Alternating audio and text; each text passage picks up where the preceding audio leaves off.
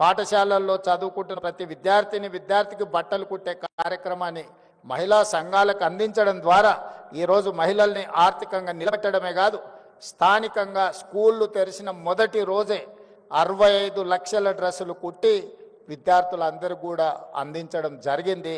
గతంలో ఎప్పుడు కూడా అక్టోబర్ నవంబర్ వస్తే కానీ వాళ్ళకి బట్టలు ఇచ్చేవాళ్ళం కాదు.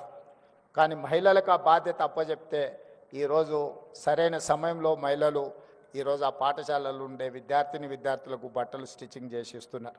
అదేవిధంగా ఈరోజు పాఠశాలల్లో పెట్టే మధ్యాహ్న భోజన పథకం కావచ్చు, రెసిడెన్షియల్ అండ్ వెల్ఫేర్ స్కూల్స్లో ఎస్సీ ఎస్టీ బీసీ మైనారిటీ, అదేవిధంగా కస్తూర్బా పాఠశాలలో కూడా నిన్నమన్ననే నేను సమీక్ష చేసి అధికారులకు ఆదేశాలు ఇచ్చిన. ప్రైవేట్లో కొనుగోలు చేస్తున్న కూరగాయలు కావచ్చు, పాలు కావచ్చు, ఇతర నిత్యావసర వస్తువులు అన్నిటిని కూడా మహిళా సంఘాల నుంచే కొనాలి, మహిళా సంఘాలను వ్యాపారంలో ప్రోత్సహించాలన్న ఆలోచనతోటి ఈరోజు మహిళలకే అందించడం జరిగింది.